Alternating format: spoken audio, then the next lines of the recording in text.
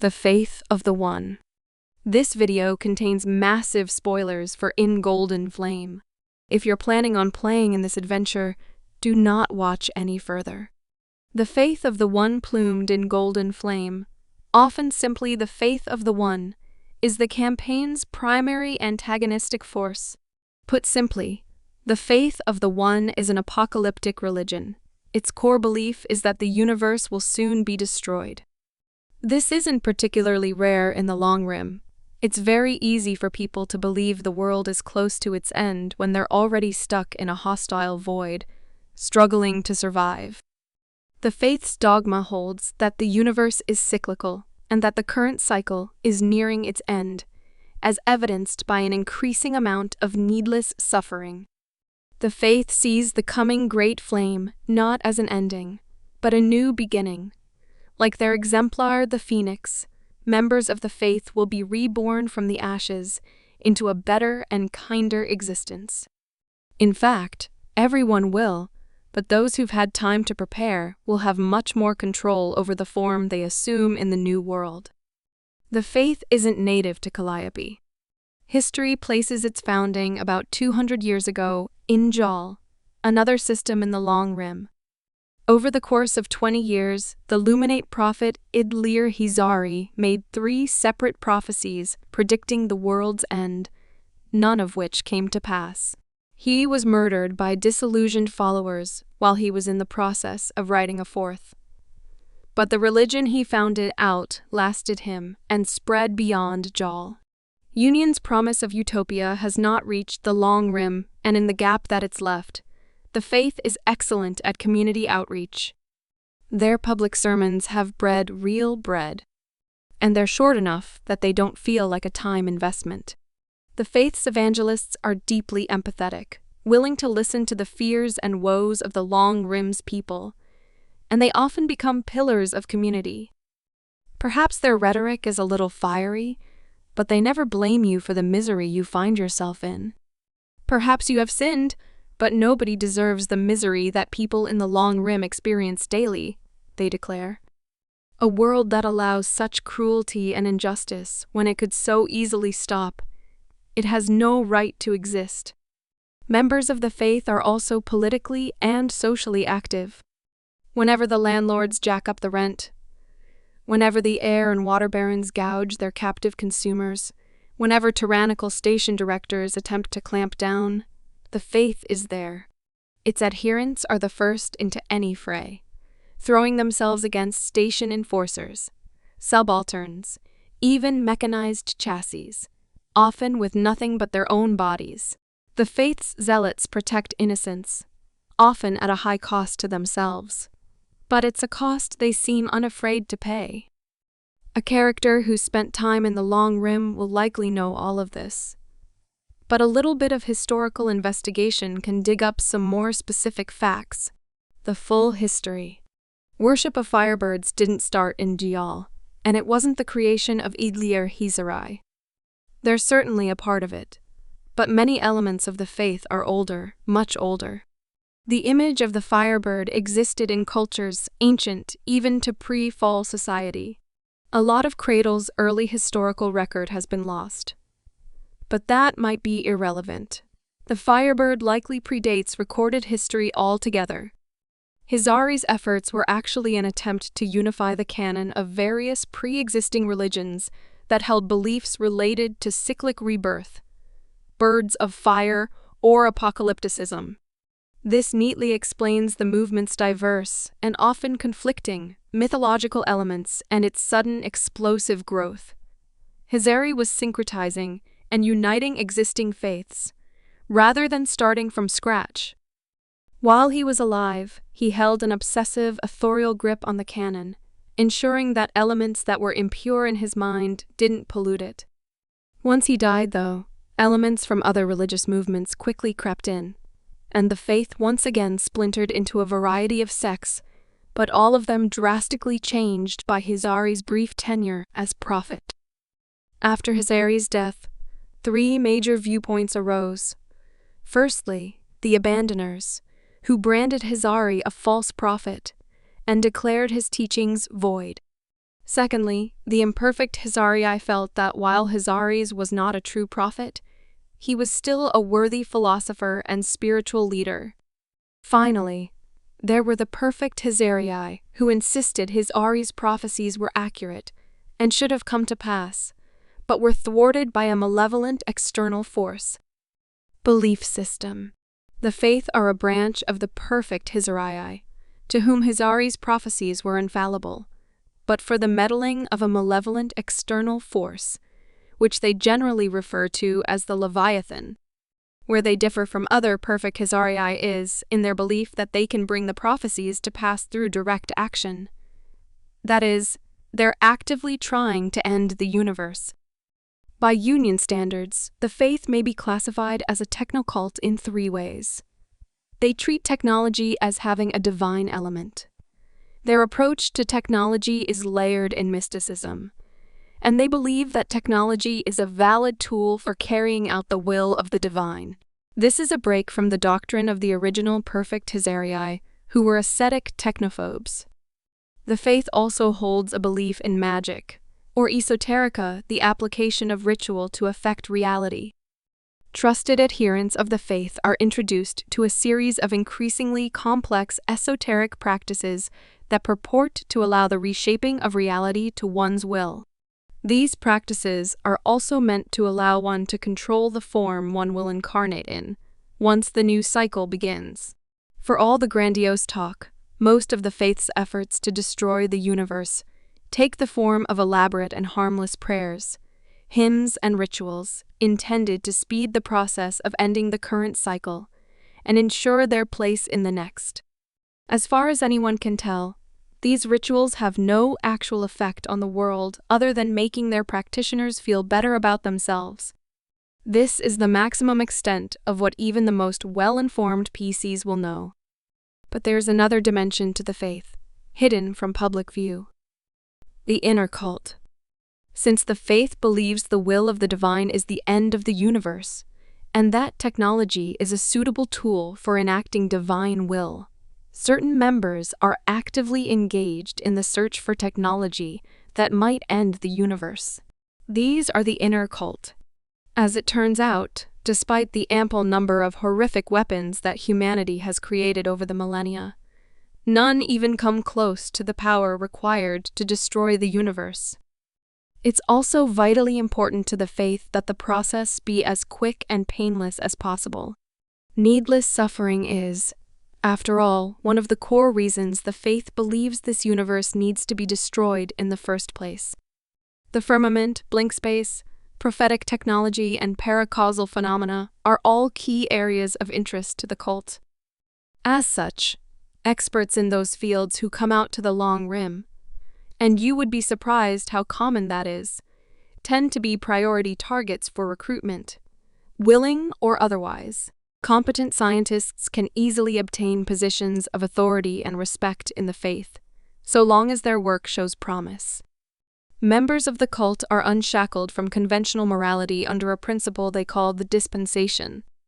While they still claim to believe that unnecessary suffering must be avoided, the dispensation allows them to consider nearly any suffering necessary, so long as it serves the goal of bringing the great flame.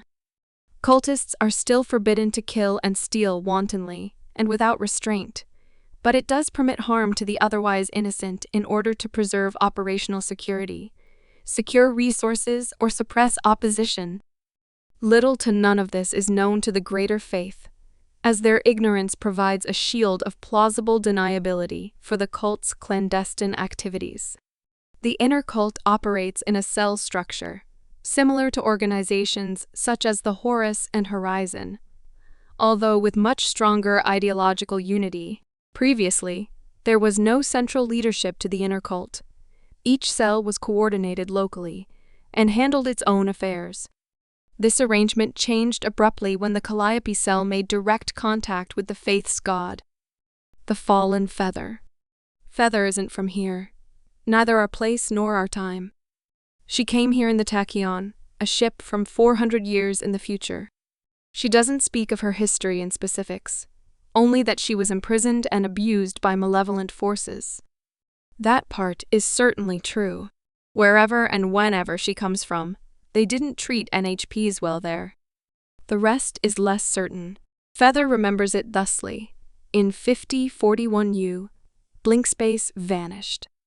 Blink Gates, the OmniNet, and anything else that relied on it instantly and permanently stopped working. Connected humanity was once again stranded, locked to the speed of light, and Union's third committee swiftly collapsed.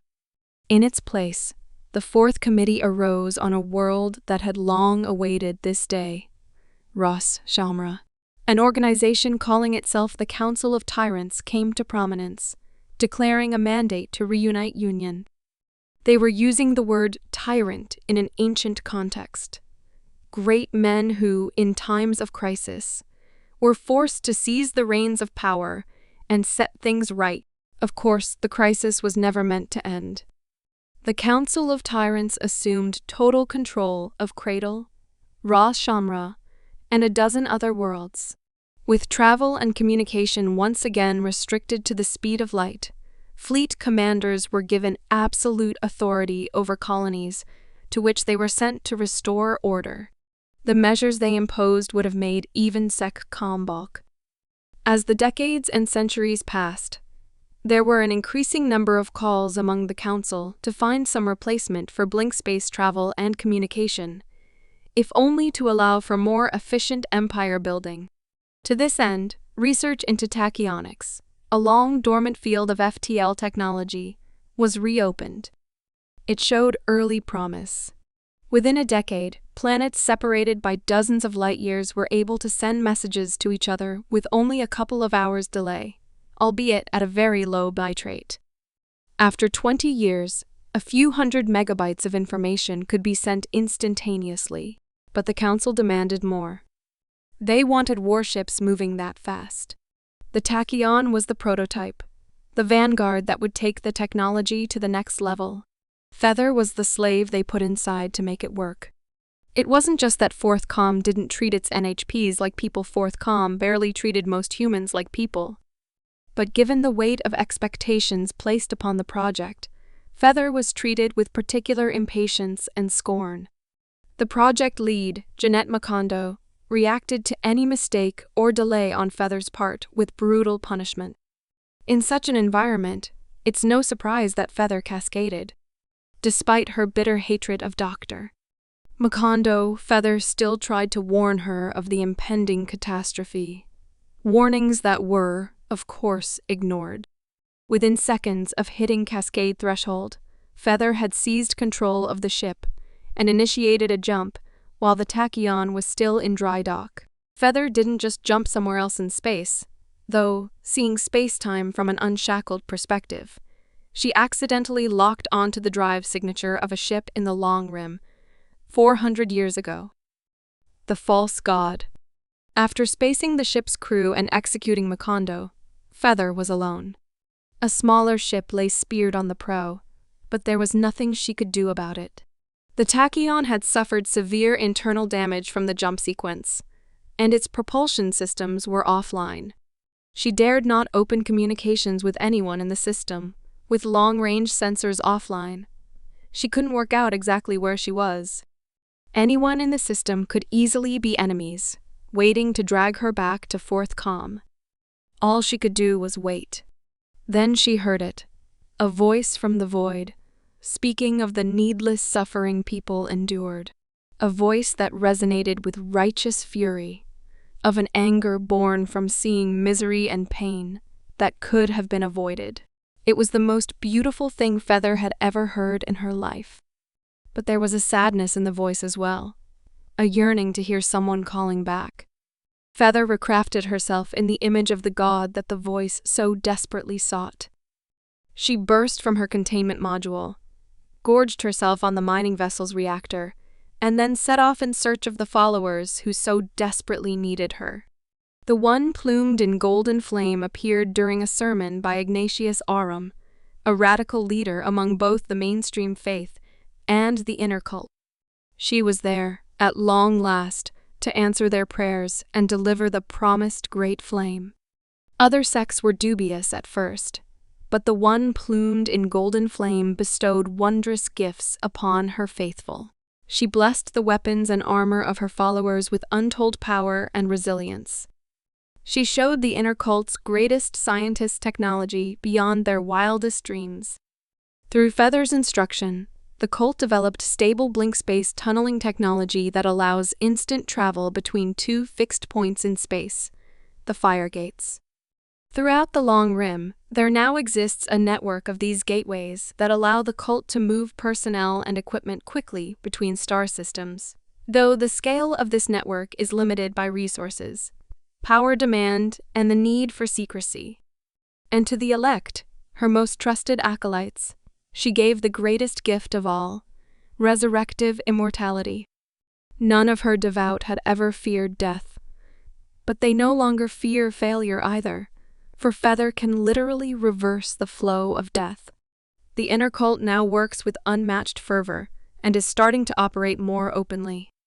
Calliope, Feather insists, is where the great flame shall begin, and all the faith's efforts must assist the local sect. In Calliope itself, the faith's strongholds hum with activity. There are still some doubts, though. Feather doesn't always act like the religious texts said the one would. Some of the things she's doing aren't consistent with the prophecies. Those doubts, curiously, don't tend to last for long. The doubters either change their minds or abruptly fall silent. The current situation. As the campaign starts, Feather has gone into a form of hibernation inside the tiny moonlet of Cantel, in the orbit of Kalevala. This was meant to allow her to progress to a new stage of growth. But the process requires far more energy than the Weasel's reactor can provide, and she remains unexpectedly dormant. The cult is currently searching for the tachyon, which contains a capital-scale particle lance, capable of breaking Cantel open and freeing their god, Ignatius Aurum. What could drive a man to desire the end of all things? Ignatius Aurum has a worryingly good answer.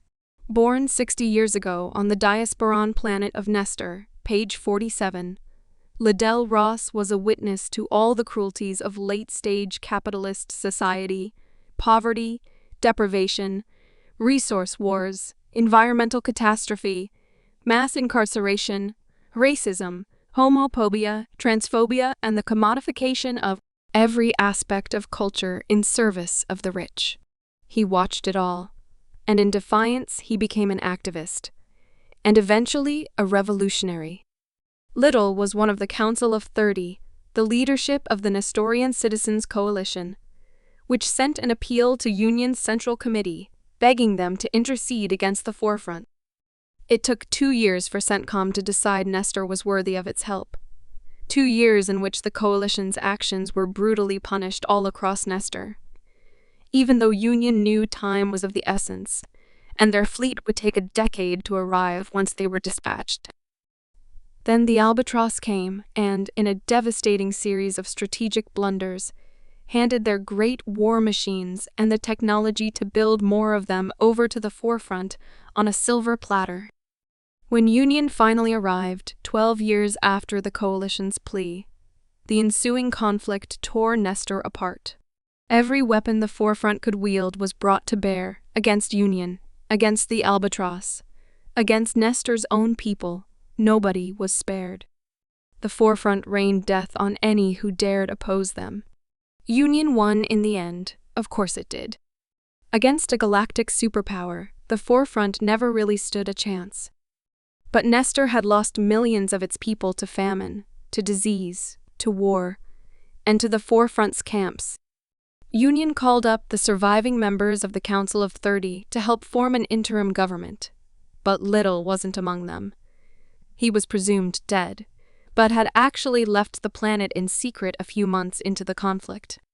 He spent his next few years on Cradle under an assumed name, researching humanity's history, and it was then he encountered his second great trauma, learning that all of this had happened before, almost verbatim. His struggle was a vivid echo of a struggle people just like him had been fighting for millennia. When he learned that Union had done its own share of colonialism and fascist violence not too long ago, he could no longer stand living there either, and went into self-imposed exile in the Long Rim. He never imagined he'd get back into religion. As far as he was concerned, no being that would allow Nestor to happen was worthy of worship age. But something about the faith of the One's creed made sense to him. A universe that by its natural laws allowed so much as the possibility of the cruelty he'd seen was fatally flawed, had no right to exist, and ought to be replaced. Then, seeing a likely recruitment prospect, the inner cult told him that they could make it happen. He had no trouble believing them. He'd seen the apocalyptic chaos of the Nestorian intervention. He'd seen reality torn to pieces by a cascading NHP. He'd seen a tachyon lance vaporize its target a split second before it was fired. It was easy enough to believe there was technology that could rewrite the order of the universe. His skill as a public speaker served him well in his public role as a priest and evangelist, while his experience navigating backroom deals and clandestine affairs on the Council of 30 proved a perfect fit for the inner cult's activity. He quickly rose through the ranks of both the public and secret spheres of his life. Still, through all of it, there was a quiet, gnawing doubt in his heart. After having every hope and faith in his life taken from him, after having every belief he'd ever held revealed as a lie, he lived in constant fear that this too would be taken from him. That fear, that his faith was false, and that he was working to uproot the world for nothing, was palpable even in his sermons.